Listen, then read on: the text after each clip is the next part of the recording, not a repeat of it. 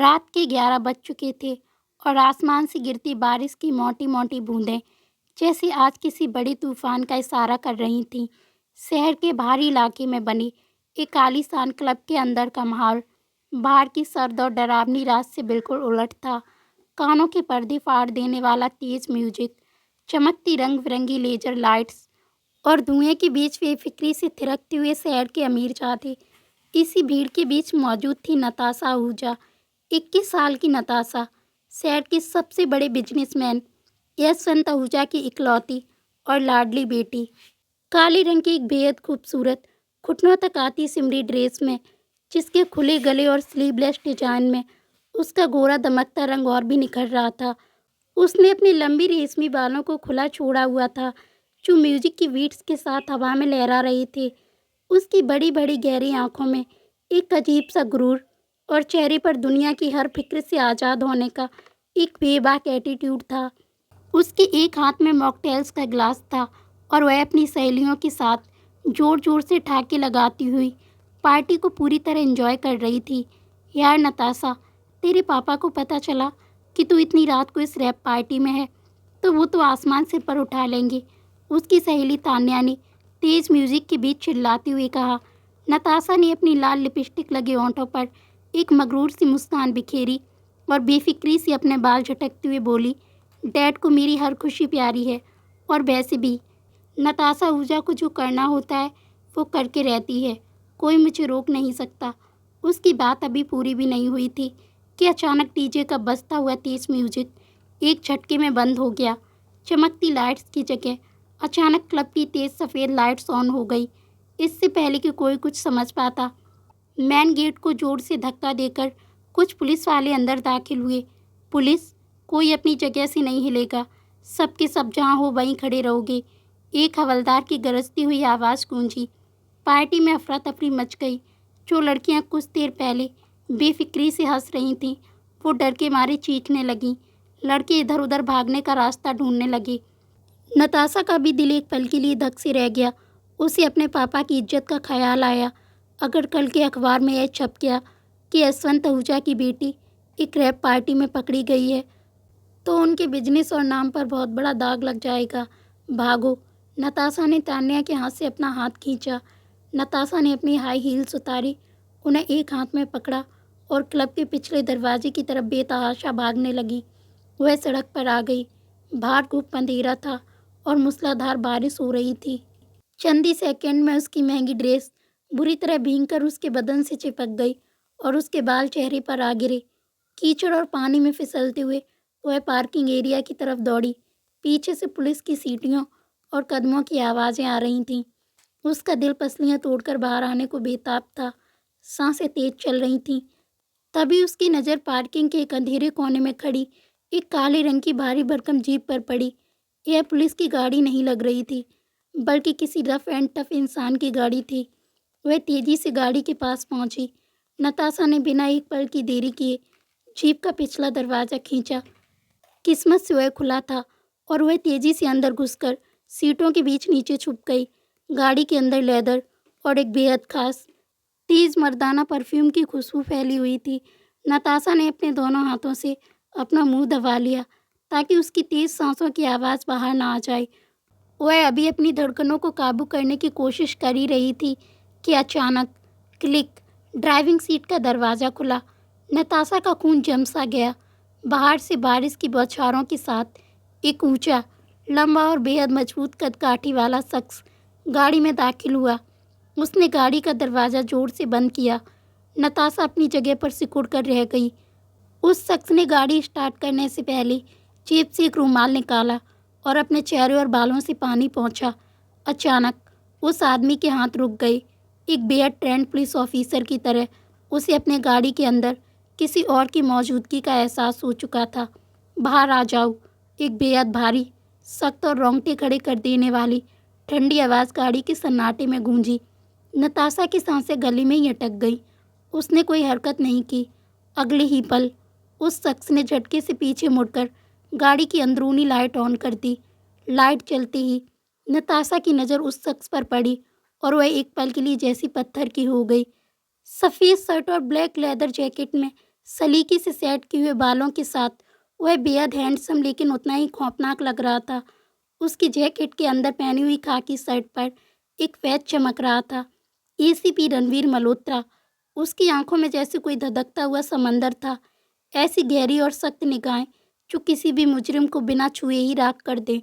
रणवीर की तेज नजरें पीछे सिकुड़ी हुई नताशा पर पड़ी। भीगी हुई ड्रेस, बिखरे बाल और हाथ में पकड़ी हुई सैंडल्स। उसे स्थिति समझने में एक सेकंड भी नहीं लगा। ओह, तो क्लब की एक भगोड़ी मैडम मेरी गाड़ी में पनाह ले रही हैं। रणवीर की आवाज़ में एक अजीब सा तंज और कड़वाहट थी। नताशा ने खुद को संभाला। उसका वह पुराना घमंड और जिद फिर से बाहर आ गई। वह झटके से सीट पर सीधी बैठी और अपने भीगे हुए बालों को पीछे करते हुए पूरे कॉन्फिडेंस, जो कि पूरी तरह से झूठा था, के साथ बोली, माइंड योर लैंग्वेज मिस्टर, मैं कोई भगोड़ी नहीं हूँ। बाहर बहुत तेज बारिश हो रही थी, इसलिए मैं बस बारिश से बचने के लिए इस गाड़ी में बैठ गई ताकि मेरी इस गाड़ी से कुछ मदद हो जाए। मुझे नहीं पता था कि आप जैसे किसी खड़ूस पुलिस वाले की गाड़ी है। रणवीर ने आईब्रो उठाकर उसे ऐसे घूरा जैसे वह कोई बहुत अजीब चीज़ देख रहा हो। अच्छा, मदद के लिए हील्स हाथ में लेकर और सीटों के नीचे छुपकर मदद मांगी जाती है। रणवीर का लहजा अब और भी सख्त हो गया था। तुम्हें शायद अंदाज़ा नहीं है कि तुमने कानून तोड़ने के बाद शहर के सबसे खतरनाक पुलिस अफसर की गाड़ी में छुपने की हिमाकत की है। देखिए, आप जो भी हैं, एसपी रणवीर मल्होत्रा, नताशा ने उसके बैच की तरफ देखकर कहा, आप जानती नहीं हैं कि मैं कौन हूँ। मैं यशवंत आहूजा की बेटी हूँ, नताशा आहूजा। आप मुझे जाने दीजिए। मैं आपको वो सब दे सकती हूँ जो आपको इस पुलिस की नौकरी में आपको पूरी ज़िंदगी नहीं मिलेगा। नताशा ने अपनी दौलत का रौब झाड़ते हुए सीधे सीधे रिश्वत की पेशकश कर डाली। यह सुनते ही रणवीर के जबड़े सख्ती से भिज गए। उसकी आंखों में कैसी खतरनाक चमक उभरी जिसे देखकर नताशा भी अंदर तक कांप उठी। रणवीर ने धीमी लेकिन बेहद चेतावनी भरी आवाज़ में कहा, एसपी रणवीर मल्होत्रा की गाड़ी में बैठकर उसे रिश्वत की पेशकश। मैडम नताशा आहूजा, आज आपने अपने लिए जो मुसीबत मोल ली है, अब आपके वो अमीर बाप भी आपको उससे नहीं बचा पाएंगे। यह कहते ही रणवीर ने गाड़ी का सेंटर लॉक क्लिक से बंद कर दिया। नताशा की आंखें हैरत और डर से फैल गईं। सेंटर लॉक की क्लिक की आवाज़ के साथ ही नताशा का खून जैसे जम सा गया था। गाड़ी के अंदर पसरी हुई खामोशी बाहर बरसते तूफान से भी ज़्यादा भयानक थी। रणवीर ने इग्निशन ऑन किया और जीप का इंजन एक भारी गर्जना के साथ स्टार्ट हुआ। नताशा ने बंद दरवाजे के हैंडल को झटके से खींचने की कोशिश की, लेकिन वह टस से मस नहीं हुआ। दरवाज़ा खोलिए, आप मुझे इस तरह किडनैप नहीं कर सकते। नताशा की आवाज़ में अब घमंड के साथ साथ घबराहट भी साफ झलक रही थी। रणवीर ने उसकी तरफ देखे बिना ही गियर बदला और जीप को क्लब के कीचड़ भरे रास्ते से निकालकर मेन रोड पर ले आया। किडनैपिंग मुजरिम करते हैं मैडम आहूजा, पुलिस अरेस्ट करती है। उसकी आवाज़ में बर्फ़ जैसी ठंडक थी। आप नहीं जानते आप किससे पंगा ले रहे हैं। नताशा ने पीछे की सीट से ही अपनी भड़ास निकाली। मेरी एक फ़ोन कॉल पर आपके जैसे पुलिस वाले सस्पेंड हो जाते हैं। रणवीर ने रियर व्यू मिरर में ही उसकी ओर देखा। उसकी गहरी और सख्त निगाहों में ना तो कोई खौफ था और ना ही कोई झिझक। तो फिर फ़ोन लगाइए, लेकिन याद रहे मेरे पुलिस स्टेशन में जैमर लगे हैं और मेरी डिक्शनरी में सस्पेंशन का मतलब छुट्टी होता है। बारिश से भीगती शहर की सड़कों को चीरते हुए काले रंग की भारी भरकम जीप पुलिस स्टेशन के अहाते में रुकी। रात के 1 बज रहे थे, लेकिन पुलिस स्टेशन के अंदर का माहौल हमेशा की तरह तनावपूर्ण था। जैसे ही रणवीर अंदर दाखिल हुआ, सारे हवलदार और ड्यूटी ऑफिसर तुरंत अलर्ट हो गए और अपनी जगह पर तनकर खड़े हो गए। उनके पीछे पीछे नताशा चल रही थी। भीगी हुई ड्रेस, नंगे पैर, बिखरे हुए बाल और चेहरे पर घुला हुआ गुस्सा। एक रईस और खूबसूरत लड़की को इस हालत में रणवीर के पीछे आते देख पूरे पुलिस स्टेशन में खुसर फुसर शुरू हो गई। इन्हें इंटेरोगेशन रूम में ले जाओ। रणवीर ने एक महिला कांस्टेबल को इशारा करते हुए सख्त लहजे में कहा। मैं कहीं नहीं जाऊंगी, वह गुस्से में बोली। मैडम आहूजा, ये आपका बाप का घर नहीं है जहाँ आपकी मनमर्जी चलेगी। रणवीर ने तीखी आवाज़ में कहा और महिला पुलिस कांस्टेबल से ले जाने का इशारा किया। इंटेरोगेशन रूम की ठंडी और सीलन भरी हवा ने नताशा को अंदर तक कपा दिया। छत से लटकते एक पीले बल्ब की रोशनी उस छोटे से कमरे को और भी खौफनाक बना रही थी। वह बीच में रखी लोहे की कुर्सी पर बैठ गई। कुछ ही मिनटों बाद दरवाज़ा खुला और रणवीर अंदर आया। उसने अपनी लेदर जैकेट उतारकर कुर्सी के पीछे टांग दी थी। अब वह सिर्फ अपनी खाकी वर्दी में था, जिसकी स्लीव्स आधी मुड़ी हुई थी और उसकी मजबूत बाजुओं की नसें साफ नजर आ रही थीं। नताशा ने अपने कांपते हाथों को सीने पर बांधा और अपनी गर्दन अकड़ाकर बोली, एसपी मल्होत्रा, अब तक तो मेरे डैड को पता चल गया होगा। मेरे वकीलों की फौज बस रास्ते में ही होगी। कल सुबह तक आपकी ये वर्दी आपके जिस्म पर नहीं रहेगी। उसने एक बार फिर अपनी दौलत और रुतबे की धमकी दी। रणवीर ने एक कुर्सी खींची और ठीक उसके सामने बैठ गया। उसने दोनों हाथ लोहे की टेबल पर रखे और थोड़ा आगे की तरफ झुककर अपनी खतरनाक आंखों से नताशा को घूरा। नताशा का घमंड और रणवीर की उसूलों वाली शक्ति अब आमने सामने टकरा रहे थे। वकील सुबह आएंगे मैडम, लेकिन रात अभी बहुत लंबी है। रणवीर ने एक एक शब्दांत पीसते हुए कहा, तुम्हें क्या लगता है बाप के पैसों से खरीदी हुई यह महंगी ड्रेस, तुम्हारा यह झूठा गुरूर और रिश्वत की धमकियां मुझे डरा देंगी? तुम गलत फहमी में हो मिस नताशा। रणवीर ने उसे उसकी असली हैसियत याद दिलाते हुए कहा, इस कमरे के अंदर तुम्हारी हैसियत यशवंत आहूजा की लाडली बेटी की नहीं, बल्कि एक गैर कानूनी रैप पार्टी से भागी हुई मुजरिम नंबर 4 की है। यह सुनकर नताशा की जबड़े भिज गए। उसने आज तक किसी मर्द को अपनी आंखों में आंखें डालकर इस तरह बेइज्जत करते नहीं देखा था। रात की ठंडक और भीगे हुए कपड़ों की वजह से नताशा बुरी तरह कांपने लगी थी। उसकी यह हालत रणवीर की तेज नज़रों से छुप नहीं पाई। रणवीर एक ऐसा मर्द था जो दुनिया के लिए सख्त और जालिम था, लेकिन एक औरत की बेबसी का फ़ायदा उठाना उसकी फितरत नहीं थी। उसने बिना कुछ कहे टेबल पर रखा इंटरकॉम उठाया। बाहर से एक कड़क चाय और एक साफ कंबल भिजवाओ अंदर, तुरंत, उसने कहा। नताशा ने कुछ पल के लिए हैरत से उस सख्त पुलिस अफसर को देखा, जिसके चेहरे पर कोई भाव नहीं था, लेकिन वो उसकी तकलीफ समझ गया था। इससे पहले कि दोनों के बीच कोई और बात होती, बाहर थाने में भारी शोरगुल मच गया। मुझे तुरंत एसपी साहब से मिलना है, मेरी बेटी अंदर है। यह एक भारी, रुतबेदार और घबराई हुई आवाज़ थी। दरवाज़ा खुला और एक हवलदार ने घबराते हुए अंदर झाँका। सर, वो यशवंत आहूजा जी आए हैं, साथ में उनके वकील भी हैं। रणवीर अपनी जगह से उठा। उसने एक ठंडी नज़र नताशा पर डाली, जो अपने पिता के आने की खबर सुनकर फिर से पुराने गुरूर में लौट आई थी, और उसके होंठों पर एक विजयी मुस्कान तैर गई थी। रणवीर ने उसे पूरी तरह नज़रअंदाज किया और खामोशी से कमरे से बाहर निकल गया। थाने के रिसेप्शन पर शहर के सबसे बड़े बिजनेसमैन यशवंत आहूजा परेशान हालत में खड़े थे। जैसे ही उनकी नज़र रणवीर पर पड़ी, उनका गुस्सा 7वें आसमान पर पहुंच गया। हिम्मत कैसी हुई तुम्हारी मेरी बेटी को यहाँ लाने की? तुम जानते हो इसका अंजाम क्या होगा? रणवीर बिल्कुल शांत और अडिग खड़ा रहा। उसने अपने हाथ पीछे बांधे और बेहद संजीदगी से जवाब दिया, अंजाम जो भी हो मिस्टर आहूजा, लेकिन कानून सबके लिए बराबर है। आपकी बेटी गैर कानूनी पार्टी में थी और उसने पुलिस से भागने की कोशिश की। मैं सिर्फ अपना फर्ज निभा रहा था। यशवंत आहूजा कुछ और कहने ही वाले थे कि उनकी नज़र रणवीर की आंखों की उस बेखौफ सच्चाई और ईमानदारी पर पड़ी। एक ऐसा शहर जहाँ हर आदमी उनकी दौलत के आगे झुक जाता था। यह नौजवान अफसर बिना किसी डर के उनके सामने चट्टान की तरह खड़ा था।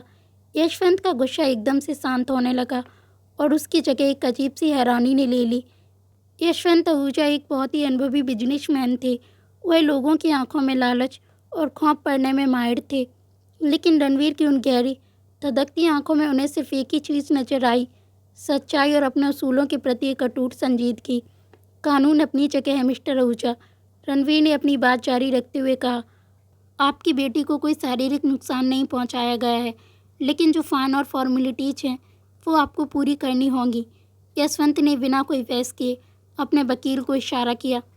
नताशा, जो अब तक इंटेरोगेशन रूम के दरवाजे पर खड़ी इस उम्मीद में थी कि उसके पिता इस मामूली पुलिस वाले की वर्दी उतरवा देंगे, यह देखकर शन्न रह गई कि उसके पिता चुपचाप जुर्माना भर रहे हैं।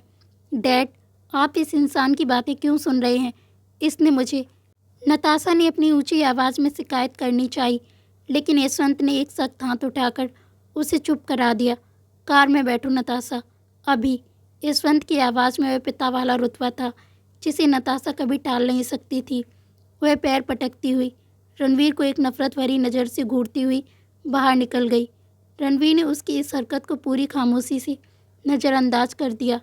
अगले दिन की सुबह आहूजा मैंसन में बेहद तनावपूर्ण थी। यशवंत आहूजा अपने आलीशान स्टडी रूम में बैठे खिड़की से बाहर देख रहे थे। कल रात की घटना ने उन्हें अंदर तक हिला दिया था। उनकी इकलौती बेटी, जिसे उन्होंने बेपनाह लाड प्यार से पाला था, अब गलत रास्तों पर जा रही थी। दौलत के नशे और झूठे दोस्तों ने नताशा को पूरी तरह अंधा कर दिया था। यशवंत को अपनी उम्र का तकाजा सताने लगा था। उन्हें अपनी बेटी के भविष्य को लेकर एक अजीब सी बेबसी महसूस होने लगी। मेरे बाद इस जिद्दी और नासमझ लड़की को कौन संभालेगा? ये दौलत के भूखे गिद्ध तो उसे नोच खाएंगे। यशवंत ने गहरी सांस ली और तभी उनके जहन में कल रात वाले उस शख्स, उसूलों वाले पुलिस ऑफिसर का चेहरा उभर आया। रणवीर मल्होत्रा, एक ऐसा मर्द जो न दौलत से बिकता था न रुतबे से डरता था।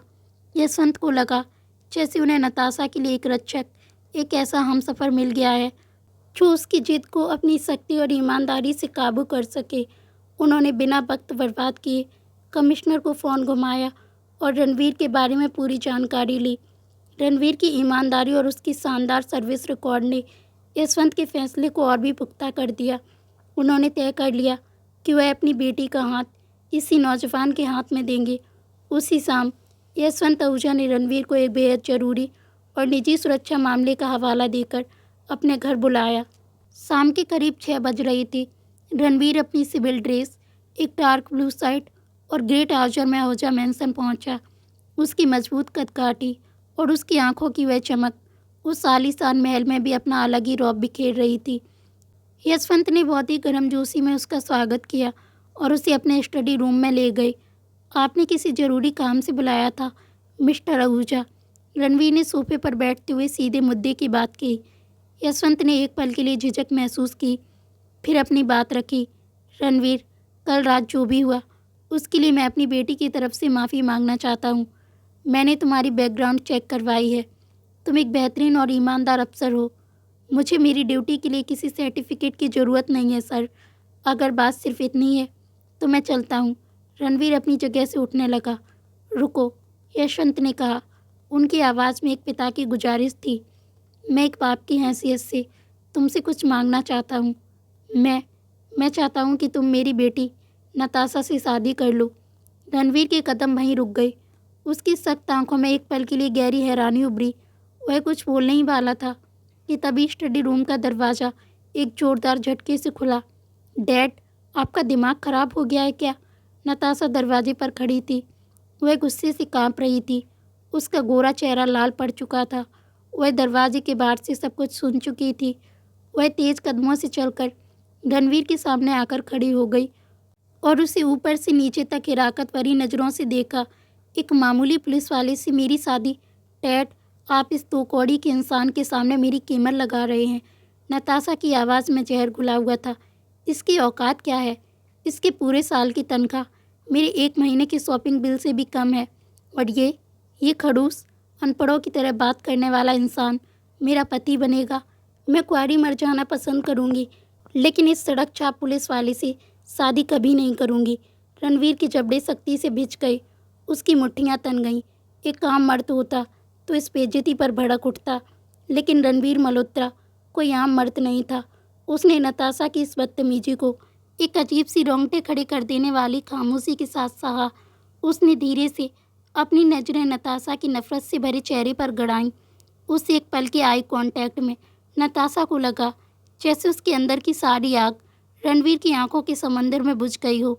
मिस्टर आहूजा, रणवीर ने नताशा से अपनी नज़रें हटाकर बेहद शांत लेकिन बर्फ़ जैसी ठंडी आवाज़ में यशवंत से कहा, दौलत से महंगी गाड़ियाँ और रेशमी चादरें खरीदी जा सकती हैं, लेकिन सुकून की नींद और इंसान की इज्जत नहीं। आपकी बेटी अभी बहुत छोटी है। इसे दौलत का नशा है, ज़िंदगी की हकीकत का नहीं। इतना कहकर वह उठा और रणवीर ने दरवाजे की तरफ कदम बढ़ाए और फिर जाते जाते बिना पीछे मुड़े कहा, और रही बात प्रपोजल की, तो रणवीर मल्होत्रा अपना सिर सिर्फ अपने उसूलों के आगे झुकाता है। किसी दौलत या घमंड के आगे नहीं। यह रिश्ता मुझे भी मंजूर नहीं। यह कहकर रणवीर लंबे डग भरता हुआ उस हवेली से बाहर निकल गया। पीछे छोड़ गया एक सन यशवंत आहूजा को और नताशा को, जिसके सामने रणवीर की वह ठंडी खामोशी किसी खंजर की तरह चुभ गई थी। उसने उसे रिजेक्ट कर दिया था, वह भी बिना आवाज़ ऊंची किए। नताशा की ईगो को यह चोट बहुत गहरी लगी थी। रणवीर की हवेली से बाहर जाने के बाद स्टडी रूम में पसरा सन्नाटा किसी तूफान से पहले की शांति जैसा था। नताशा के कानों में रणवीर के जूतों की भारी और ठंडी आवाज़ें अभी भी गूंज रही थीं। आज तक किसी ने नताशा आहूजा को ना कहने की हिम्मत नहीं की थी, और उस मामूली से पुलिस वाले ने बिना अपनी आवाज़ ऊंची किए सिर्फ अपनी खामोशी और आंखों की उस सर्द चमक से नताशा के गुरूर के टुकड़े टुकड़े कर दिए थे। डैड, आपने देखा उसकी इतनी हिम्मत कि वो मुझे इस तरह रिजेक्ट करके चला जाए, वो भी नताशा आहूजा को। नताशा गुस्से से तिलमिलाते हुए चिल्लाई। उसका चेहरा अपमान से लाल हो चुका था। यशवंत आहूजा ने गहरी सांस ली और अपनी बेटी को निराशा भरी नज़रों से देखा। रणवीर ने कुछ गलत तो नहीं कहा नताशा? दौलत का नशा तुम्हें अंधा कर चुका है। उसने तुम्हें आईना दिखाया है, और सच्चाई हमेशा कड़वी होती है। यशवंत ने मेज पर हाथ मारते हुए अपना फैसला सुनाया। आज के बाद तुम्हारा घर से निकलना बंद है। तुम्हारे सारे क्रेडिट कार्ड्स ब्लॉक किए जा रहे हैं। जब तक तुम जिंदगी की संजीदगी को नहीं समझोगी, तुम इस हवेली से बाहर नहीं जाओगी। यह सुनकर नताशा के पैरों तले ज़मीन खिसक गई। वह पैर पटकती हुए अपने कमरे में आ गई। उसने गुस्से में अपने ड्रेसिंग टेबल का सारा सामान ज़मीन पर फेंक दिया। उसका ईगो बुरी तरह कुचला गया था। उसे इस वक्त किसी ऐसे इंसान की ज़रूरत थी जो उसके इस झूठे घमंड को सहला सके। उसने कांपते हाथों से अपना फ़ोन उठाया और अपने so called cooled boyfriend Rohan को कॉल मिलाई।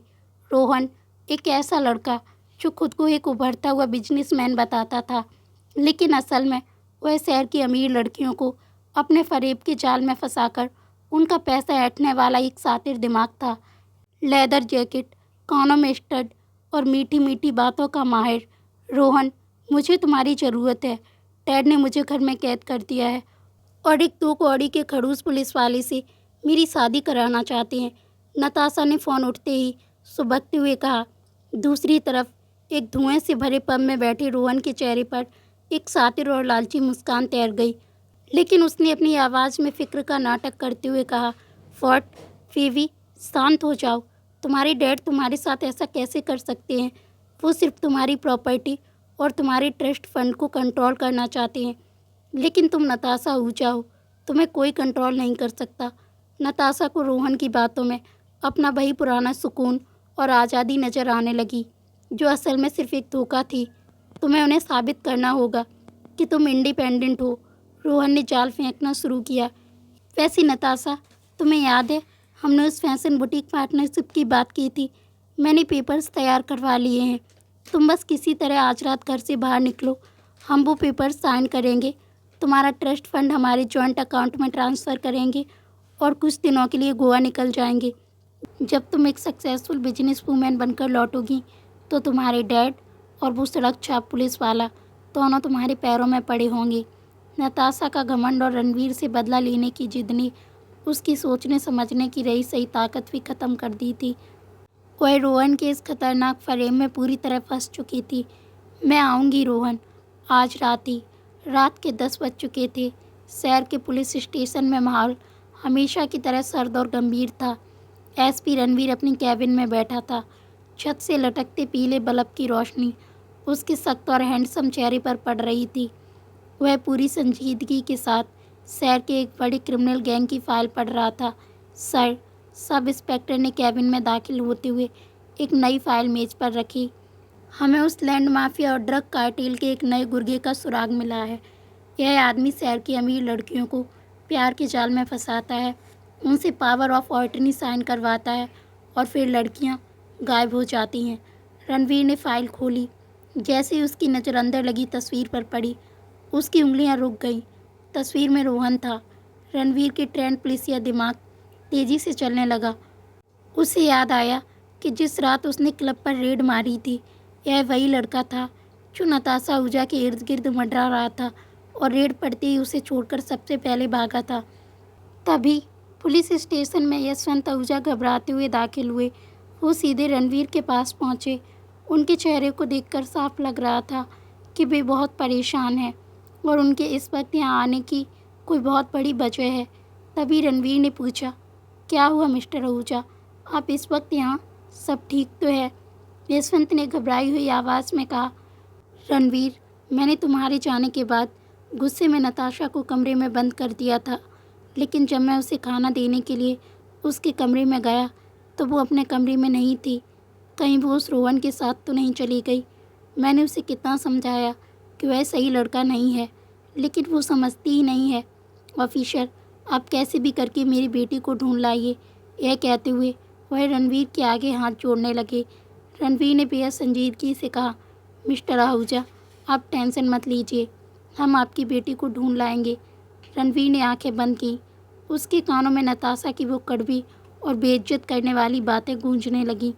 तुम्हारी औकात क्या है? तुम्हारी पूरी साल की तनख्वाह मेरे 1 महीने के शॉपिंग बिल से भी कम है। रणबीर मल्होत्रा के दिल से जो एक बार उतर जाए वो उसकी तरफ आंख उठाकर भी नहीं देखता। यह उसका उसूल था। लेकिन अगले ही पल उसूलों वाले इस पुलिस ऑफिसर के अंदर का फर्ज जाग उठा। नताशा चाहे कितनी भी बदतमीज और घमंडी क्यों ना हो, लेकिन वह एक नागरिक थी और उसकी जान खतरे में थी। रणवीर ने बिना एक सेकंड बर्बाद किए अपनी सर्विस रिवॉल्वर बेल्ट में लगाई, अपनी काली लेदर जैकेट पहनी और तूफानी रफ्तार से थाने से बाहर निकल गया। दूसरी तरफ शहर के भारी इलाके में मौजूद एक सुनसान और खंडर हो चुके गोदाम के पास एक टैक्सी आकर रुकी। नताशा अपनी जान बचाकर हवेली के पिछले दरवाजे से छुपकर यहाँ तक पहुँची थी। बाहर हल्की हल्की बारिश शुरू हो चुकी थी और चारों तरफ एक डरावना सन्नाटा पसरा था। नताशा ने टैक्सी वाले को पैसे दिए और अंदर की तरफ कदम बढ़ाया। रोहन, उसने घबराती हुई आवाज़ दी। मैं यहाँ हूँ बेबी। गोदाम के एक अंधेरे कोने से रोहन बाहर आया। उसके एक हाथ में सिगरेट थी और चेहरे पर एक ऐसी खौफनाक मुस्कान जो नताशा ने पहले कभी नहीं देखी थी। रोहन, यह कैसी जगह है? तुमने मुझे यहाँ क्यों बुलाया? नताशा को पहली बार अपने अंदर एक अजीब सी बेबसी और डर का एहसास होने लगा। तभी रोहन के पीछे से 3-4 बेहद खूंखार और गंदे से दिखने वाले आदमी बाहर निकल आए। उन्होंने गोदाम का शटर जोर से नीचे गिरा दिया। जगह बहुत शानदार है मैडम आहूजा, रोहन ने सिगरेट का धुआं नताशा के चेहरे पर छोड़ते हुए कहा। उसका वो कूल बॉयफ्रेंड वाला लहजा पूरी तरह गायब हो चुका था। अब चुपचाप इन पेपर्स पर साइन करो। तुम्हारे डैड ने तुम्हारे अकाउंट में जो 50 करोड़ डाले हैं वो अब मेरे हैं। तुम यह क्या कह रहे हो रोहन? नताशा कांपते हुए पीछे हटी। उसकी आंखों में अब साफ खौफ तैर रहा था। ज़्यादा नखरे मत कर। रोहन ने अचानक नताशा के बालों को मुट्ठी में बुरी तरह जकड़ लिया। नताशा दर्द से चीख उठी। साइन कर, वरना आज इस गोदाम से तेरी सिर्फ लाश बाहर जाएगी। नताशा की आंखों से आंसू छलक पड़े। उसे अपने डैड की बात और उस खड़ूस पुलिस वाले रणवीर की वो चेतावनी याद आने लगी। आज पहली बार उसे अपनी जिद और अपनी बेवकूफ़ी का असली अंजाम नजर आ रहा था। वह इस फरेब के जाल में बुरी तरह फंस चुकी थी, जहाँ से बच निकलने का अब कोई रास्ता नहीं था। बाहर बारिश तेज़ हो चुकी थी और नताशा की चीखें गोदाम की मोटी दीवारों के अंदर ही दबकर रह गईं। साइन कर, वरना आज इस गोदाम से तेरी सिर्फ लाश बाहर जाएगी। रोहन की खौफनाक और लालच से भरी आवाज़ गोदाम की सीलन भरी दीवारों से टकराकर गूंज रही थी। बाहर कड़कती बिजली और मूसलाधार बारिश ने नताशा की चीखों को उन 4 दीवारों के अंदर ही दफन कर दिया था। रोहन की उंगलियों की सख्त गिरफ्त ने नताशा के बालों को इस बेदर्दी से जकड़ा हुआ था कि दर्द के मारे उसकी आंखें फटी जा रही थीं। नताशा कांपते हाथों से उस फाइल को देख रही थी जो उसकी ज़िंदगी और उसके पिता की दौलत को इस फरेबी के नाम करने वाली थी। आज पहली बार नताशा आहूजा को अपनी दौलत और अपने गुरूर से नफरत हो रही थी। उसे याद आ रही थी अपने पिता की वो चेतावनी और उस सड़क छाप पुलिस वाले रणवीर की वो संजीदगी भरी आंखें जिन्होंने बिना कुछ कहे उसे आईना दिखा दिया था। नताशा के अंदर एक ऐसी गहरी बेबसी और खौफ ने जन्म ले लिया था जिसका उसने अपनी पूरी ज़िंदगी में कभी सामना नहीं किया था।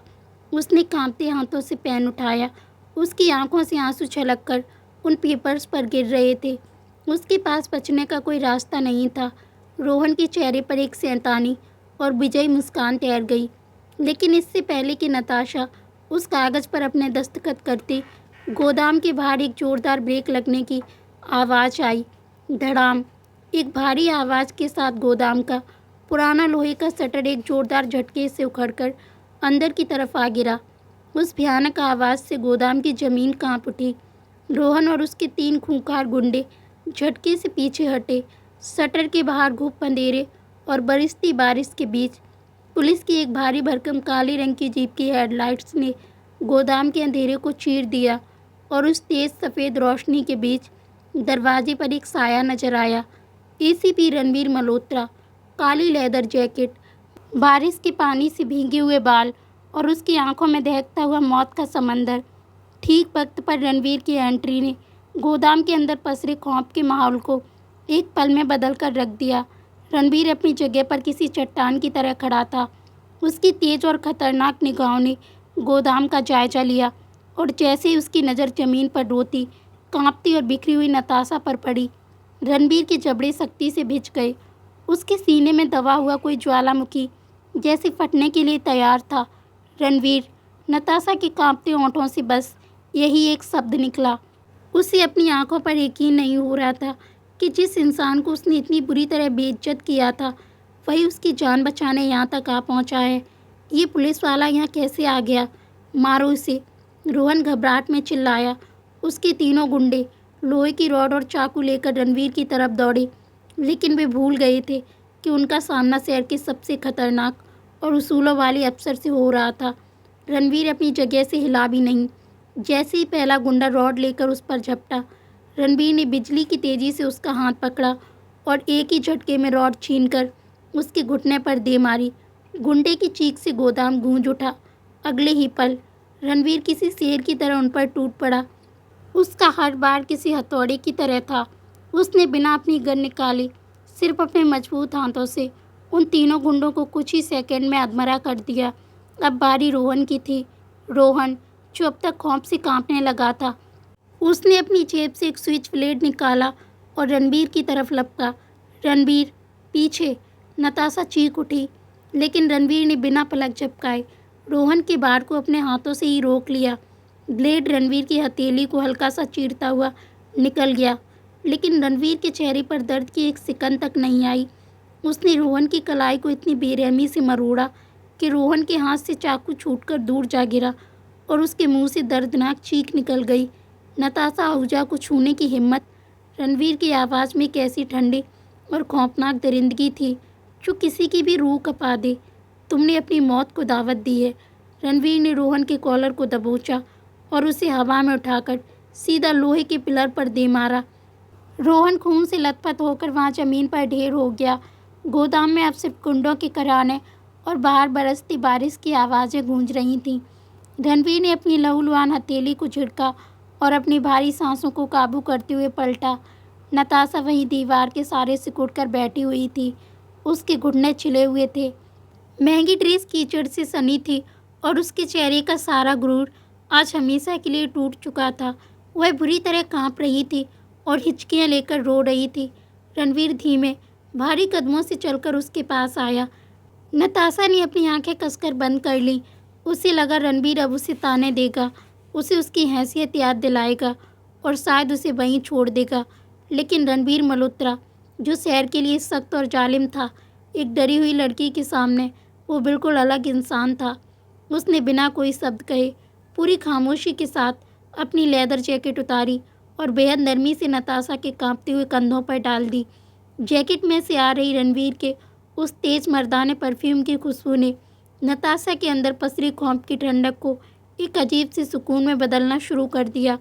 नताशा ने अपनी डरी हुई आंखें खोली और रणवीर की तरफ देखा। रणवीर उसके सामने घुटनों के बल बैठा था ताकि वह खुद को नताशा से ऊंचा या खौफनाक ना दिखाए। मैंने कहा था ना। रणवीर की आवाज़ अब पहले जैसी सर्द और सख्त नहीं थी। उसमें एक बेहद गहरी संजीदगी और परवाह छुपी थी। दुनिया उतनी खूबसूरत नहीं है जितनी तुम्हारी दौलत तुम्हें दिखाती है। नताशा के पास कहने के लिए कोई शब्द नहीं थे। जिस दौलत और रुतबे पर उसे इतना गुरूर था, वो सब आज इस मौत के खौफ के आगे हार गया था। और जिस इंसान की औकात उसने पैसों से तौली थी, आज उसी इंसान ने अपनी जान पर खेलकर उसे बचाया था। उठो, घर चलना है। रणबीर ने अपना हाथ आगे बढ़ाया।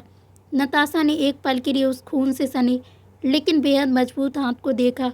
आज पहली बार उसने किसी का सहारा लेने के लिए अपनी जिद छोड़ी। उसने कांपते हुए अपना हाथ रणवीर के हाथ में रख दिया। रणवीर ने उसे अपने सहारे से खड़ा किया और बाहर खड़ी जीप की तरफ ले गया। उस सर्द और खौफनाक रात में रणवीर की जैकेट में लिपटी नताशा जब जीप में बैठी तो दोनों के बीच वो कड़वी दुश्मनी और ईगो अभी एक अजीब से खामोश रिश्ते में बदलने लगी थी। लेकिन नताशा नहीं जानती थी कि यह रात उसकी ज़िंदगी में एक और ऐसा तूफान लाने वाली है जो उसे हमेशा के लिए रणवीर के साथ एक मजबूरी के बंधन में बांध देगा। बाहर बारिश का जोर अब कुछ कम हो चुका था, लेकिन नताशा के अंदर का तूफान अभी शांत नहीं हुआ था। काले रंग की उस भारी भरकम जीप के अंदर पसरी खामोशी में सिर्फ इंजन की गड़गड़ाहट और नताशा की सिसकियों की आवाज़ गूंज रही थी। रणवीर ने पूरे रास्ते में एक शब्द नहीं कहा, लेकिन हीटर की गर्माहट और उसकी जैकेट से आती उस तेज़ मर्दाना परफ्यूम की खुशबू ने नताशा के अंदर पसरी मौत की ठंडक को काफ़ी हद तक कम कर दिया था। नताशा नहीं जानती थी कि यह रात उसकी ज़िंदगी में एक और ऐसा तूफान लाने वाली है जो उसे हमेशा के लिए रणवीर के साथ एक मजबूरी के बंधन में बांध देगा। रात के करीब 3 बज चुके थे जब जीप आहूजा मैंशन के विशाल लोहे की गेट से अंदर दाखिल हुई। हवेली की सारी लाइट्स ऑन थी। जैसे ही गाड़ी पोर्च में रुकी, यशवंत आहूजा बदहवास हालत में दौड़ते हुए बाहर आए। पुलिस स्टेशन से उन्हें पहले ही सूचना मिल चुकी थी कि उनकी बेटी रोहन के पास ही है और उसकी जान खतरे में थी। रणवीर ने खामोशी से गाड़ी का दरवाज़ा खोला। नताशा लड़खड़ाते कदमों से बाहर निकली।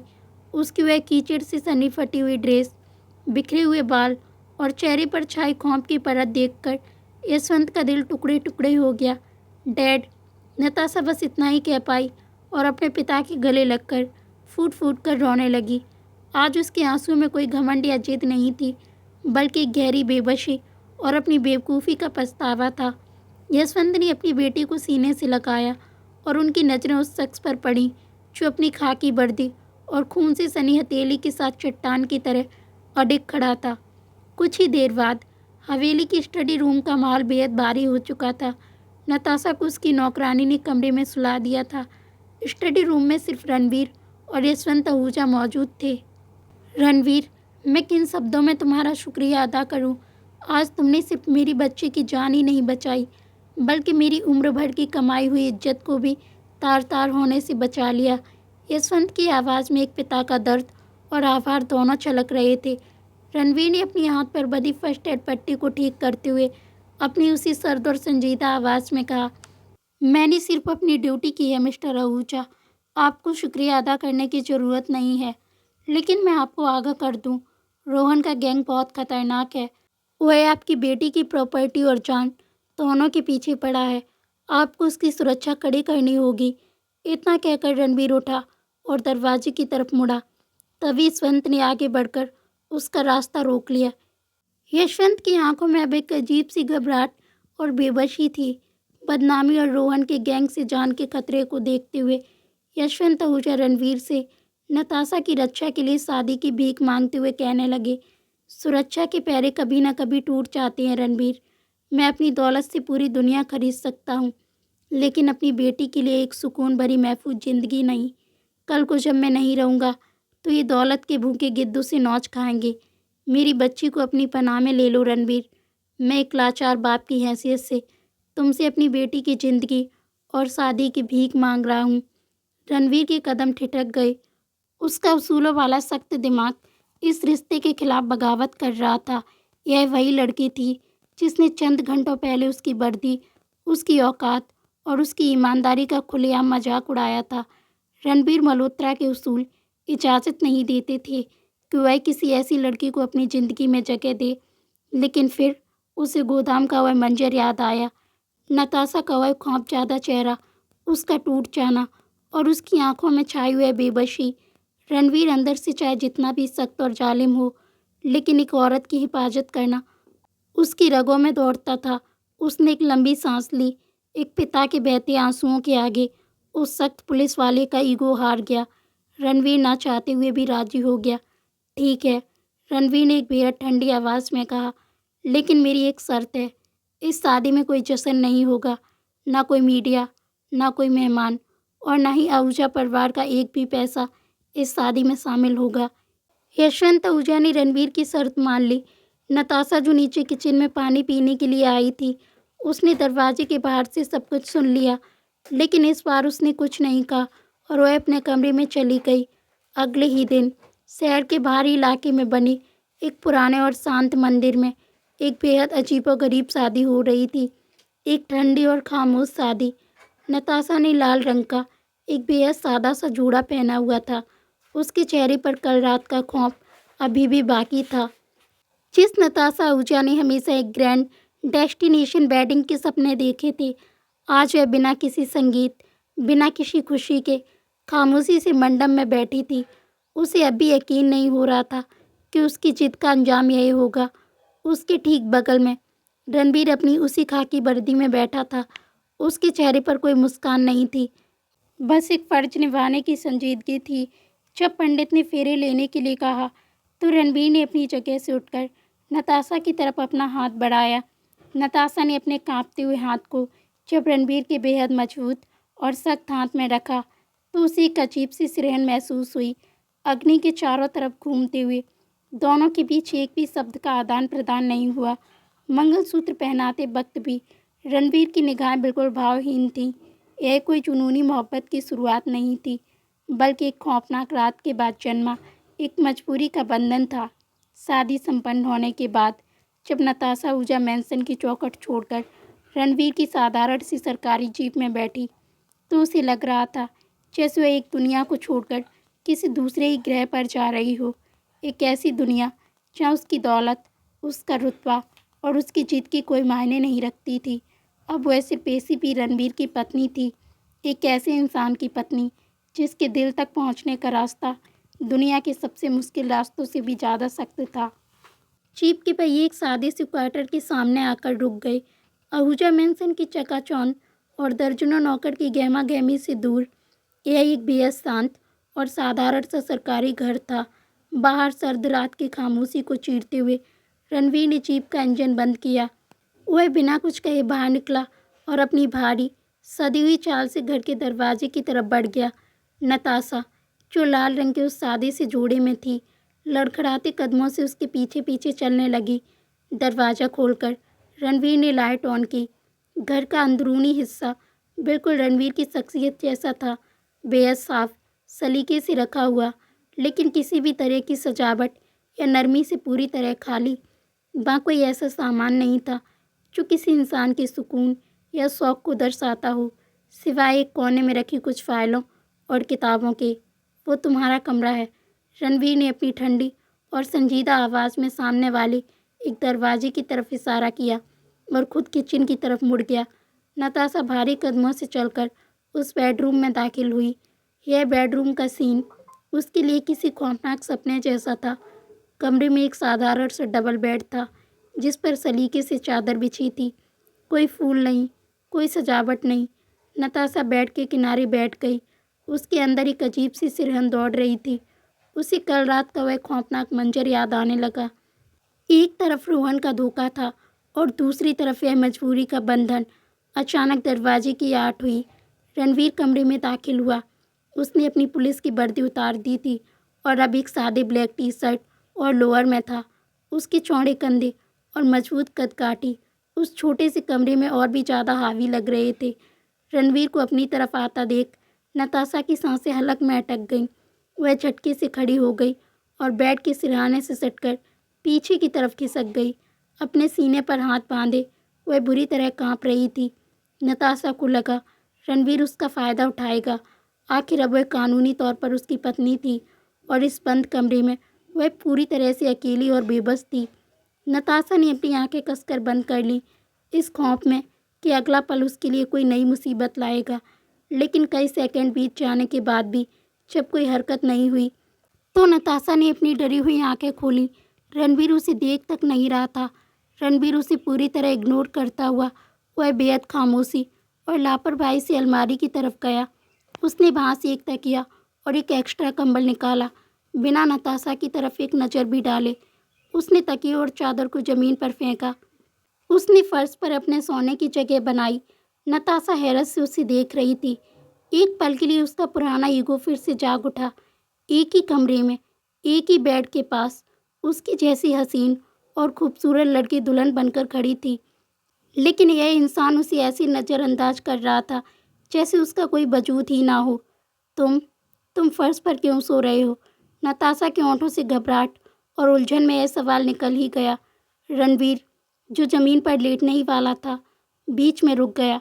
उसने धीरे से अपनी गर्दन घुमाई और उसकी उन गहरी समंदर जैसी आंखों ने नताशा को घूरा। उन आंखों में ना तो कोई चाहत थी, ना कोई गुस्सा, बस एक बर्फ जैसी जमा देने वाली नफरत और बेरुखी थी। तुम्हें क्या लगा?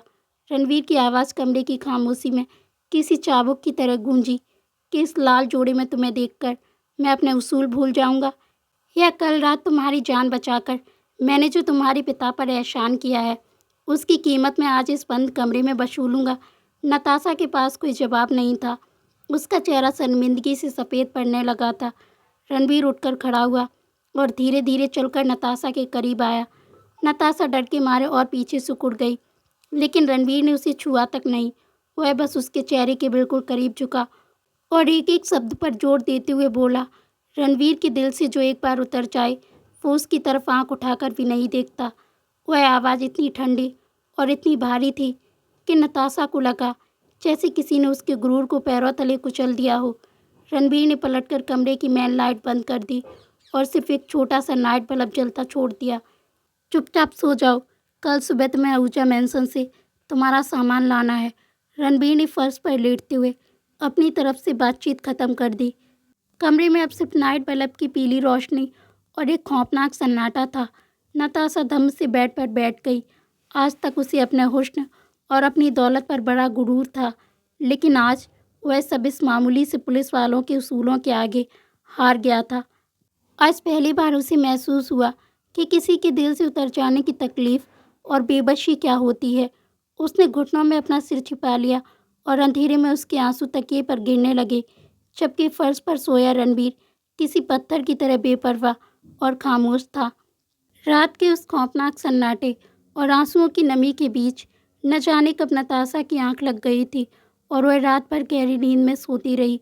जब सुबह उसकी आंख खुली तो कमरे में नाइट बल्ब की पीली रोशनी की जगह खिड़की से छनकर आती सुबह की धूप ने ले ली थी। नताशा झटके से उठ बैठी। उसकी नज़र तुरंत फर्श की तरफ गई, लेकिन वहाँ कोई नहीं था। तकिया और एक्स्ट्रा कंबल करीने से तय करके एक तरफ रखे हुए थे। कमरे के बाहर से आती हल्की सी आहट सुनकर नताशा उठी और दबे पांव दरवाजे तक गई। उसने बाहर झांका। रणवीर अपनी खाकी वर्दी पहन चुका था। वह डाइनिंग टेबल पर खड़ा एक हाथ से अपनी घड़ी बांध रहा था और उसके चेहरे पर वही पुरानी संजीदगी और ड्यूटी पर जाने की जल्दी थी। नताशा को दरवाजे पर खड़ा देखकर भी उसने ऐसे बर्ताव किया जैसे वहाँ हवा के सिवा और कोई ना हो। वह बिना एक शब्द कहे फाइल उठाकर घर से बाहर निकल गया और बाहर खड़ी जीप के स्टार्ट होने की भारी आवाज़ गूंज उठी। रणवीर के जाने के बाद वह पूरा घर अजीब सी खामोशी में डूब गया। नताशा ने गहरी सांस ली। कल रात की उस सर्द बेरुखी ने उसके अंदर के उस घमंडी इंसान को कहीं बहुत गहरी चोट पहुंचाई थी, लेकिन साथ ही एक नई हकीकत से भी रूबरू कराया था। दोपहर को रणवीर के कहे अनुसार एक पुलिस कांस्टेबल सरकारी गाड़ी लेकर आया ताकि नताशा आहूजा मैंसन से अपना ज़रूरी सामान ला सके। जब नताशा अपने उस आलीशान घर में दाखिल हुई तो उसे सब कुछ बहुत बेगाना सा लगा। यशवंत आहूजा अपनी बेटी को देखकर भावुक हो गए। डैड, मुझे यहाँ रहने दीजिए। मैं उस खड़ूस इंसान के साथ उस छोटे से घर में नहीं रह सकती। नताशा ने अपने पिता के गले लगकर अपनी बेबसी जाहिर की, लेकिन यशवंत आहूजा ने उसे खुद से अलग किया और बेहद सख्त लेकिन दर्द भरी आवाज़ में कहा, नहीं नताशा, तुम्हारी जिद और तुम्हारी नासमझी ने तुम्हें मौत के मुंह में धकेल दिया था। रोहन जैसे फरेबी और दौलत के भूखे लोग आज भी तुम्हारे पीछे पड़े हैं, लेकिन रणवीर मल्होत्रा के साथ उसके घर की उस साधारण सी छत के नीचे तुम दुनिया की किसी भी आलीशान महल से ज़्यादा महफूज हो। उसने तुम्हें अपनाया नहीं है, सिर्फ पनाह दी है और यह पनाह मैंने उससे भीख में मांगी है। अपने पिता की इन बातों ने नताशा के गुरूर को आखिरी और सबसे करारी चोट दी। उसे पहली बार अपनी असलियत हैसियत का अंदाज़ा हुआ जब वह अपना सामान लेकर वापस उस छोटे से सरकारी क्वार्टर में लौटी, तो उसका नज़रिया बदल चुका था। उस घर में कोई कीमती झूमर या मखमली कालीन नहीं था, लेकिन वहाँ एक अजीब सा सुकून था, सुरक्षा का सुकून। धीरे धीरे नताशा को अपनी गलती और रणवीर की शराफत का एहसास होना शुरू हो गया था। जिस इंसान को उसने सड़क छाप और 2 कौड़ी का कहा था, उसी इंसान ने उसकी जान और आबरू दोनों को महफूज रखा था। वह भी बिना किसी लालच के। शाम ढलने लगी थी। घर की शांति नताशा को काटने को दौड़ रही थी।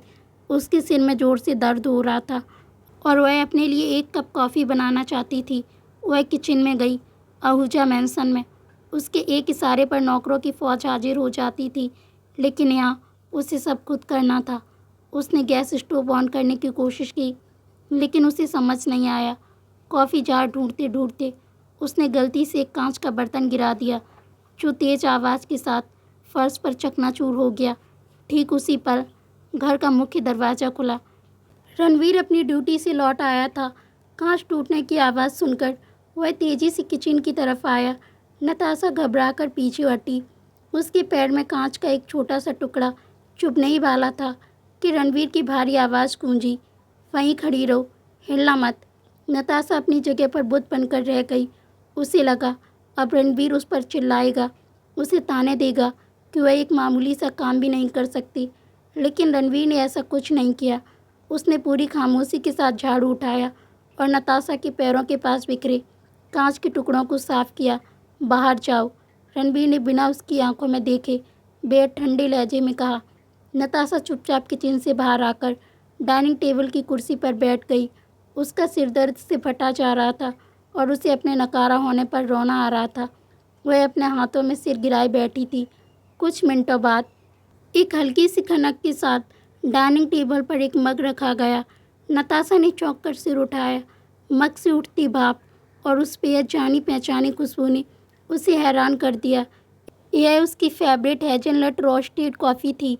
नताशा ने हैरत से पलटते हुए रणवीर को देखा, जो अपनी खाकी वर्दी की स्लीवलेस मोड़ता हुआ बिना उसकी तरफ देखे अपने कमरे की तरफ जा रहा था।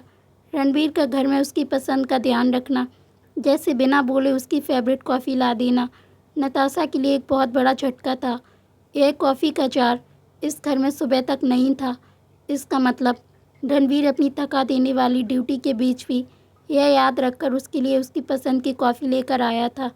नताशा ने कांपते हाथों से कॉफ़ी का मग उठाया और उसका एक घूंट लिया। बिल्कुल कम चीनी, कड़क और हेज़लनट के उस परफेक्ट स्वाद ने उसके सिर दर्द को जैसे छूमंतर कर दिया। उसके जहन में अचानक रोहन का चेहरा घूम गया। रोहन जो मीठी बातें करता था, महंगी गिफ्ट्स लाता था, लेकिन असल में उसकी जान लेना चाहता था। और दूसरी तरफ यह सख्त, खड़ूस और बेरुखी से भरा पुलिस ऑफिसर था, जो उसे देखना भी पसंद नहीं करता था, लेकिन बिना एक शब्द कहे उसकी हर तकलीफ़ को समझ रहा था। रणवीर की यह खामोश परवाह, उसकी यह गहरी संजीदगी किसी भी दिखावे वाली मोहब्बत से बहुत ऊपर थी। कॉफ़ी की उस एक घूंट के साथ ही नताशा के सीने में जमी हुए घमंड की बर्फ़ पिघलने लगी। पहली बार उसे रणवीर के उस सख्त और खौफनाक बाहरी आवरण के पीछे छिपे एक बेहद नर्म और प्रोटेक्टिव इंसान की झलक दिखाई दी थी। उस सर्द घर की खामोशी में नताशा का दिल रणवीर की इस खामोश शराफत के आगे पिघलना शुरू हो गया था। वह जान गई थी कि यह इंसान अगर नफ़रत इतनी शिद्दत से कर सकता है, तो जब यह मोहब्बत करेगा तो वह जुनूनी मोहब्बत की सद तक जाएगी। इसका अंदाज़ा लगाना भी नामुमकिन था।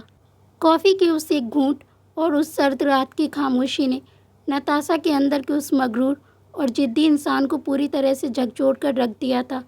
अगले कुछ दिन उस छोटे से सरकारी क्वार्टर में एक अजीब सी लेकिन सुकून भरी शांति के साथ गुजरे। रणवीर अपने उसूलों और अपनी ड्यूटी का पक्का था।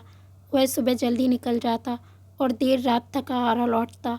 वह अब भी नताशा से ज़्यादा बात नहीं करता था, लेकिन उसकी वह बर्फ़ जैसी बेरुखी अब एक खामोश परवाह में बदल चुकी थी। लेकिन नताशा के शरीर पर गोदाम वाली उस खौफनाक रात की मूसलाधार बारिश, वह कीचड़ और उस खौफ का असर अब जाकर हावी होने लगा था। उस सुबह जब रणबीर हमेशा की तरह अपनी खाकी वर्दी पहनकर ड्यूटी के लिए निकला तो नताशा को हल्की सी हरारत महसूस हो रही थी। उसने सोचा कि शायद थकान है, लेकिन जैसे जैसे दिन चढ़ा वह मामूली सी हरारत एक जानलेवा और तेज़ बुखार में तब्दील हो गई। दोपहर के 3 बज चुके थे। नताशा के लिए अब एक गिलास पानी पीने के लिए बिस्तर से उठना भी नामुमकिन हो गया था। उसके सिर में जैसे हथौड़े बज रहे थे और पूरा शरीर दर्द से टूट रहा था। एक ऐसी रईस चादी जिसके एक इशारे पर आहूजा मैंसन के कई नौकर हाजिर हो जाते थे, आज वह उस साधारण से बंद कमरे में बुखार से तपते हुए पूरी तरह बेबस हो चुकी थी।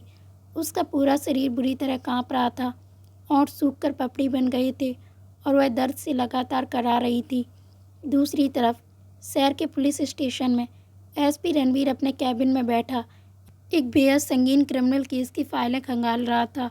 उसका दिमाग हमेशा की तरह अपनी ड्यूटी पर पूरी तरह फोकस था, लेकिन आज पहली बार उसकी उन गहरी और संजीदा आंखों में एक अजीब सी बेचैनी तैर रही थी। न जाने क्यों उसका ध्यान बार बार भटक रहा था। उसने फाइलें बंद की और मेज़ पर रखी लैंडलाइन फ़ोन को देखा। नताशा का मोबाइल यशवंत आहूजा ने उस रात के बाद ही जब्त कर लिया था, इसलिए उसके पास खुद का अपना फ़ोन नहीं था। रणवीर ने अपनी कलाई पर बंधी घड़ी देखी। शाम के 4 बज रहे थे। उसने एक अजीब सी उलझन और घबराहट के साथ घर का नंबर डायल किया। फ़ोन की घंटी लंबे समय तक बजती रही, लेकिन किसी ने फ़ोन नहीं उठाया। रणवीर की भौहें तन गईं। नताशा कभी भी घर से बाहर नहीं जाती थी, यह बात वह अच्छे से जानता था। दूसरी बार, तीसरी बार, फिर भी कोई जवाब नहीं। एक ट्रेंड पुलिस अफसर का तेज़ दिमाग और अंदर ही अंदर पनप रही एक पति की खामोश परवाह, उसके अंदर दोनों एक साथ जाग उठे। रणवीर ने बिना एक सेकेंड बर्बाद किए कुर्सी छोड़ी, अपनी सर्विस रिवॉल्वर बेल्ट में लगाई और अपनी ड्यूटी छोड़कर तूफान की रफ्तार से घर की तरफ निकल पड़ा। रणवीर की काली जीप तेज ब्रेक के साथ क्वार्टर के बाहर रुकी। जब उसने घर का दरवाज़ा खोला तो अंदर एक खौफनाक सन्नाटा पसरा था। नताशा, उसकी भारी और गरजती हुई आवाज़ घर में गूंजी, लेकिन जवाब में सिर्फ सन्नाटा ही मिला। रणवीर तेज़ कदमों से बेडरूम की तरफ बढ़ा। कमरे का नज़ारा देखते ही उस सख्त अफसर की सांसें एक पल के लिए गले में अटक गईं। नताशा बिस्तर पर एक कोने में सिकुड़ी हुई पड़ी थी। उसका गोरा चेहरा तेज़ बुखार से बुरी तरह लाल हो चुका था और वह ठंड के मारे बुरी तरह कांप रही थी। रणवीर ने अपनी वर्दी की टोपी वहीं ज़मीन पर फेंकी और जल्दी से नताशा के पास पहुंचा। जैसे ही रणवीर ने अपने मजबूत सख्त हाथों से नताशा का माथा छुआ, वह बुरी तरह तप रहा था। उसकी वह जलन रणवीर की उंगलियों से होती हुई सीधा उसके दिल तक उतरी। नताशा ने दर्द के मारे हल्की सी सिसकी ली और अपना चेहरा तकिए में और छिपा लिया। रणवीर का वह उसूलों वाला सख्त आवरण और वह सारा ईगो और वह करवाट उस तपते हुए माथे को छूते ही पानी की तरह पिघल गई। एक पल की भी देरी किए बिना वह उठा और तेजी से किचन से एक साफ तौलिया और ठंडे पानी का कटोरा ले आया। वह बेड के किनारे घुटनों के बल बैठ गया। रणवीर के वे सख्त हाथ जो मुजरिमों की हड्डियां तोड़ने के लिए जाने जाते थे, आज इतनी बेपनाह नरमी से ठंडे पानी की पट्टियां नताशा के माथे पर रख रहे थे, जैसे वह कोई कांच की नाजुक गुड़िया हो जिसे जरा सी भी चोट लग गई तो वह टूट जाएगी। वह हर 2 मिनट में पट्टी बदलता और बेहद परवाह के साथ उसके तपते हुए चेहरे और गर्दन को पहुंचता। बुखार की उस गहरी थकान और बेबसी में नताशा ने अपनी भारी पलकें हल्की सी खोली। धुंधलाती आंखों से उसने उस इंसान को देखा जो अपनी दुनिया भर की शक्ति और ड्यूटी छोड़कर उसकी तकलीफ़ के आगे घुटने टेके बेबस सा बैठा था। उसकी आंखों में नताशा के लिए जो दर्द और फिक्र थी, वह किसी भी अल्फाज की मोहताज नहीं थी। नताशा के सूखे होंठों से एक बेहद धीमी, कांपती और टूटी हुई आवाज़ निकली, रणवीर। रणवीर ने बिना कुछ कहे बेहद खामोशी और संजीदगी से अपना एक हाथ उसके गाल पर रखा और अपने अंगूठे से हल्के से सहलाते हुए उसे आंखें बंद करने का इशारा किया। उस सर्द कमरे में बुखार की उस तपिश के बीच रणवीर की वह खामोश परवाह और उसकी धधकती आंखों का वह नरम एहसास नताशा को वह सुकून दे रहा था जिसकी तलाश में उसने अपनी पूरी जिंदगी दौलत और झूठे रिश्तों में गुजार दी थी। आज दर्द के उस लम्हे में उनके बीच पनप रही हुई खामोश मोहब्बत अपनी पहली और सबसे गहरी सांस ले रही थी। रणवीर की उस खामोश और नरम एहसास ने नताशा की तपती हुई सांसों में एक ठहराव ला दिया था। दर्द और बुखार की उस गहरी तपिश में भी रणबीर के अंगूठे का उसके गाल पर वह हल्का सा स्पर्श नताशा के लिए दुनिया का सबसे सुरक्षित कोना बन गया था। वह फिर से आंखें मूंद कर उसकी उस खामोश परवाह को महसूस करने लगी। कुछ देर बाद रणवीर ने धीरे से अपना हाथ हटाया। उसे नताशा का बुखार उतारना था। वह उठा और किचन से एक गिलास पानी ले आया और फिर फर्स्ट एड बॉक्स से बुखार की दवा निकाली। उसने बेहद नरमी से नताशा के कंधों के नीचे हाथ डालकर उसे अपने सहारे से उठाया और बेड के सिरहाने से टिका दिया। नताशा का सिर लुढ़क कर रणवीर के चौड़े सीने पर आ टिका। शहर का सबसे सख्त पुलिस अफसर इस वक्त अपनी पूरी संजीदगी और नरमी के साथ उसे दवा खिला रहा था। दवा खाने के बाद भी नताशा का शरीर आग की तरह तप रहा था और पसीने से उसके कपड़े भीगने लगे थे। बुखार की तपिश को कम करने के लिए रणबीर ने ठंडे पानी में भीगा हुआ तौलिया लिया।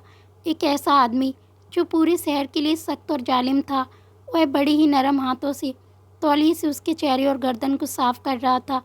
जैसे ही रणबीर ने नताशा के भीगे हुए बालों को पीछे हटाकर उसकी गर्दन और कंधे पर वह ठंडा तौलिया रखा, नताशा के शरीर में एक सिरहन सी दौड़ गई। नताशा ने अपनी भारी पलकें खोलीं। रणवीर का चेहरा उसके चेहरे के बिल्कुल करीब था। उस सर्द कमरे में सिर्फ दोनों की सांसों की आवाज़ गूंज रही थी।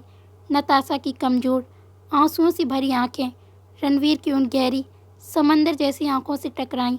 इस बार उन आंखों में कोई गुस्सा, कोई नफ़रत या उसूलों की दीवार नहीं थी।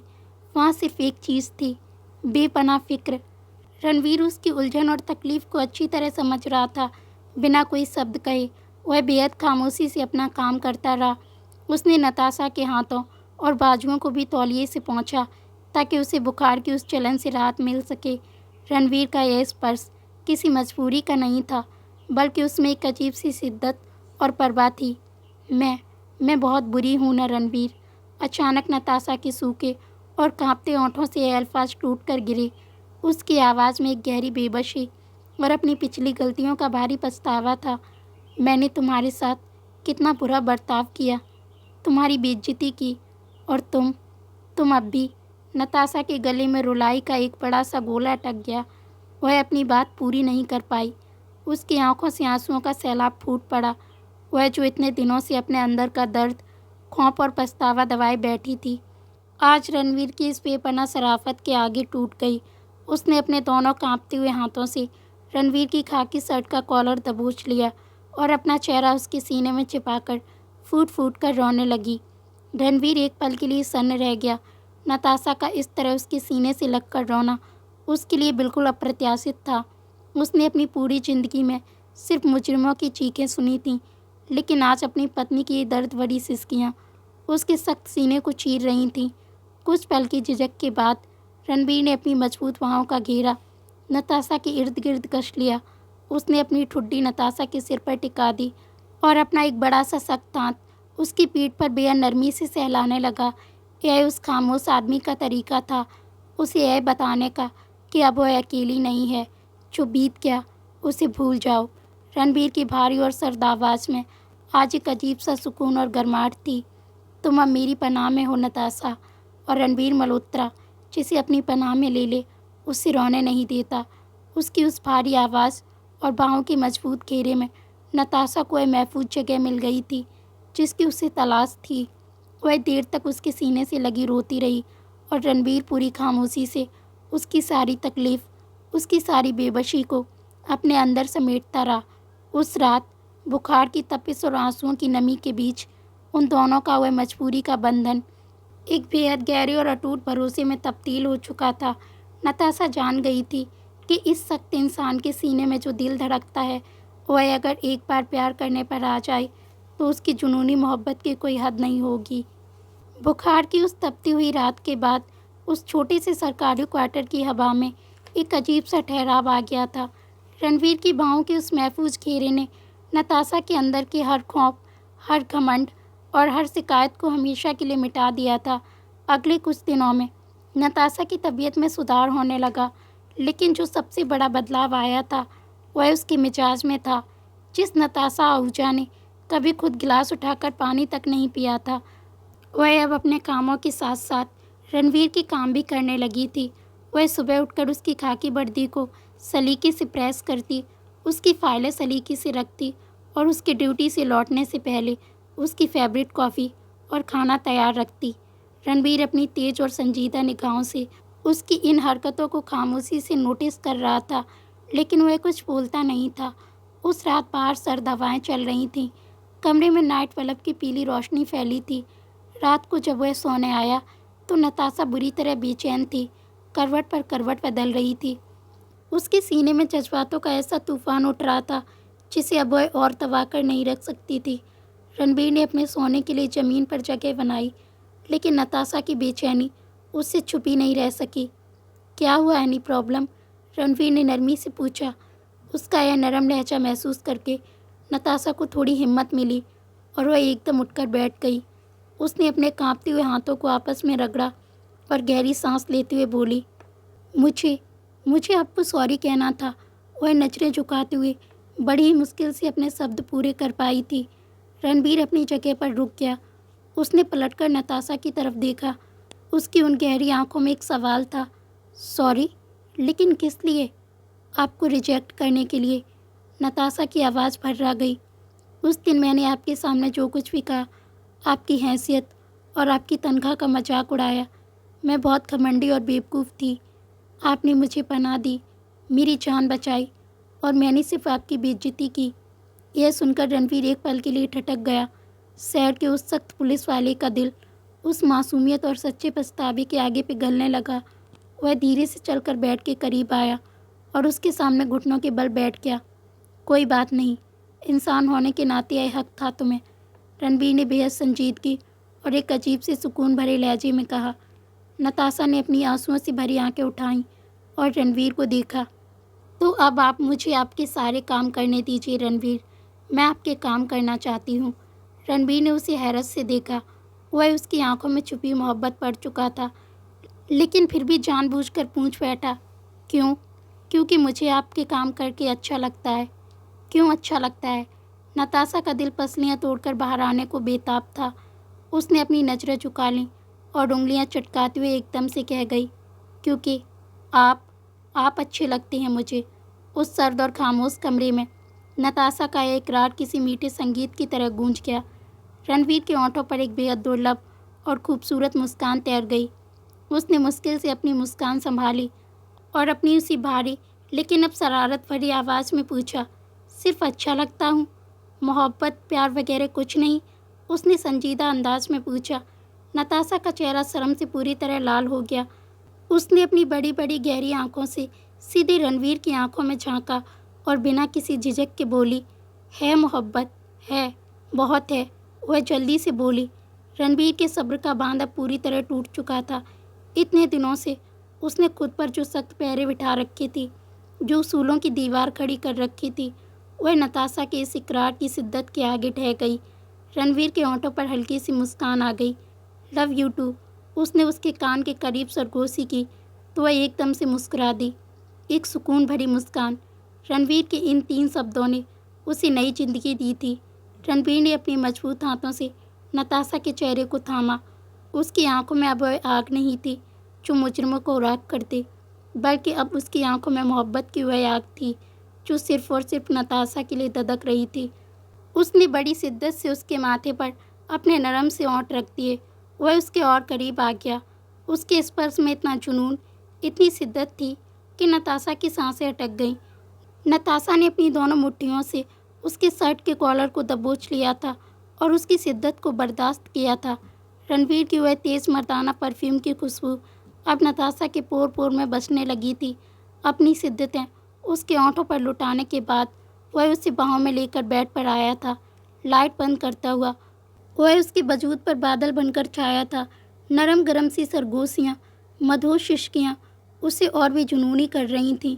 वह इंसान जो लोगों की नज़रों में ख्वाब का दूसरा नाम था, आज अपनी पत्नी के आगे पूरी तरह निहत्था था। वो जो इतने दिनों से खुद पर बर्दाश्त कर रहा था, आज खुद के सारे पैरे हटाकर वह बेहद जुनूनी अंदाज में अपनी मोहब्बत उस पर लुटा रहा था। और नताशा को उसकी इस जुनूनी मोहब्बत में एक ऐसा सुकून मिल रहा था कि वह अंदर तक सैराब हो चुकी थी। उसके गुरूर और जिद की राख से आज एक नई नताशा का जन्म हुआ था, जो सिर्फ और सिर्फ रणवीर मल्होत्रा की थी। उस सर्द रात की खामोशी में दोनों ने एक दूसरे के जज्बातों को पूरी तरह स्वीकार कर लिया था। एक अटूट भरोसा, एक बेपनाह चाहत और एक ऐसा इश्क जो दुनिया की हर आज़ादी से ज़्यादा खूबसूरत था। जब खिड़की से छनकर आती सुनहरी धूप ने उनके उस सादे से बेडरूम में दस्तक दी, तो एक नई सुबह का आगाज हो चुका था। नताशा की आंख खुली तो उसने खुद को रणवीर की मजबूत पाँव के घेरे में महफूज पाया। कल रात की उस जुनूनी मोहब्बत और रणवीर के उस सर्द लेकिन सुकून भरे इकरार ने उसके अंदर के हर खौफ को हमेशा के लिए मिटा दिया था। रणवीर और नताशा की शादीशुदा जिंदगी अब धीरे धीरे अपनी रफ्तार पकड़ने लगी थी। एक ऐसी रफ्तार जिसमें घमंड और बेरुखी की जगह अब एक खामोश परवाह ने ले ली थी। सुबह की शुरुआत अक्सर रणवीर की हल्की सी डांट से होती। उस दिन भी रणवीर अपनी खाकी वर्दी पहनकर डाइनिंग टेबल पर अपनी घड़ी बांध रहा था। नताशा, फिर से ठंडी कॉफ़ी? रणवीर ने अपनी उसी कड़क लेकिन अब एक हल्की सी शरारत भरी आवाज़ में कहा। नताशा हड़बड़ाते हुए किचन से बाहर आई और अपने बालों को पीछे करते हुए बोली, वो आप आज देर से उठे थे, इसलिए। उसकी वह मासूम सफाई और हड़बड़ाहट रणवीर के सख्त दिल को अंदर तक छू जाती। कॉफ़ी का पहला घूंट लेते ही रणवीर की वह बनावटी नाराज़गी पिघल जाती। वह बिना कुछ कहे मुस्कुरा देता और उसे बाजू से पकड़कर अपनी ओर खींचता हुआ अपनी बाहों में समेट लेता। एक ऐसा पुलिस ऑफिसर जो मुजरिमों के लिए खौफ का दूसरा नाम था। उसके होंठों की खिलती मुस्कान बताती कि वह अपनी ज़िंदगी के इन खूबसूरत पलों में कितना सुकून महसूस कर रहा है।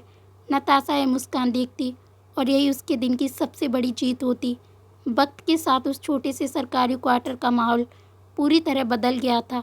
जिस लड़की के एक इशारे पर हवेली के कई नौकर हाजिर हो जाते थे, वह आज अपने इस नए घर को बड़े प्यार से संभाल रही थी। नताशा अब रणवीर की पसंद नापसंद समझने लगी थी। कम चीनी वाली कॉफ़ी, सलीके से प्रेस किए हुए कपड़े और बिना शोर का शांत माहौल। वह बिना कुछ कहे इन सारी बातों का ख्याल रखती और रणवीर अपनी तेज निगाहों से उसकी इस शराफत को खामोशी से निहारता रहता। वो रणवीर मल्होत्रा जो अपराधियों के लिए बेहद सख्त और जालिम पुलिस ऑफिसर था, अपनी इस पत्नी के लिए अब एक बेहद प्रोटेक्टिव इंसान बन चुका था।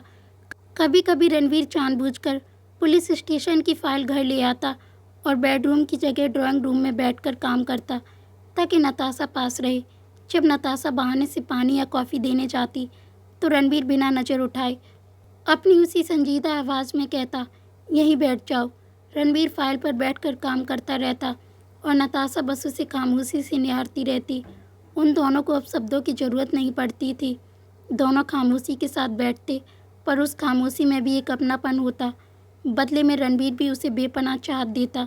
अब वह नताशा को उसके फैशन डिजाइनिंग इंस्टीट्यूट के लिए खुद छोड़ने चाहता। वह बिना कहे उसके भारी बैग उठा लेता। रास्ते में इंस्टीट्यूट के बाहर अपनी उसी काली जीप में उसका इंतज़ार करता। कभी नताशा को क्लास से निकलने में देर हो जाती तो रणवीर कोई सवाल जवाब नहीं करता, बल्कि उसके माथे की सिलबटें देखकर सिर्फ इतना पूछता, थक गई हो? चलो आज तुम्हारी फेवरेट आइसक्रीम खाएंगे। इस नए और खूबसूरत सफ़र में कभी कभी छोटी छोटी नोक-झोंक भी हो जाती। उसे इंस्टीट्यूट से लेने के लिए रणवीर कभी किसी केस या ड्यूटी की वजह से देर से आता तो नताशा का पुराना वाला जिद्दी एटीट्यूड बाहर आ जाता और वह चिढ़ जाती।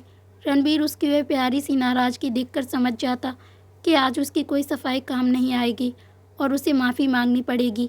शहर का वो सबसे खूंखार एसपी अपनी पत्नी को मनाने के लिए एक चॉकलेट या सादा सा सॉरी कहता, जो नताशा के ईगो को शांत करने के लिए काफ़ी होता। इन खट्टे मीठे पलों में दोनों ने समझ लिया था कि मोहब्बत सिर्फ इजहार से नहीं, रोज़मर्रा की परवाह और एहसास से गहरी होती है। एक वो खौफनाक रात थी जब बारिश और कीचड़ में सनी एक मगरूर रईस चादी ने इस उसूल वाले पुलिस अफसर से अपनी जान बचाने की भीख मांगी थी। उस रात दोनों के बीच एक ईगो कलेश था, एक नफरत थी, लेकिन आज उनका रिश्ता मजबूरी का नहीं रहा था, वो भरोसे और अपनेपन में बदल चुका था। नताशा आहूजा से नताशा मल्होत्रा बनने का यह सफ़र तकलीफ़ों, आंसुओं और बेबसी से शुरू जरूर हुआ था, लेकिन अब यह एक ऐसी दास्तां बन चुका था जिसे पूरी शिद्दत से महसूस किया जा सकता था। इश्क के इस पिंजरे में कैद होकर एक जिद्दी धड़कन को वो असली आज़ादी और महफूज पनाह मिल गई थी, जिसे दुनिया की कोई दौलत कभी नहीं खरीद सकती थी। तो दोस्तों ये थी नताशा और रणवीर की कहानी बेपनाह चाहत। आपको ये कहानी कैसी लगी? अगर कहानी अच्छी लगी हो तो प्लीज़ आप हमारे वीडियो को लाइक करें और साथ ही साथ चैनल को सब्सक्राइब ज़रूर करें ताकि आपको ऐसी कहानियाँ सुनने को मिलती रहें। Thank you.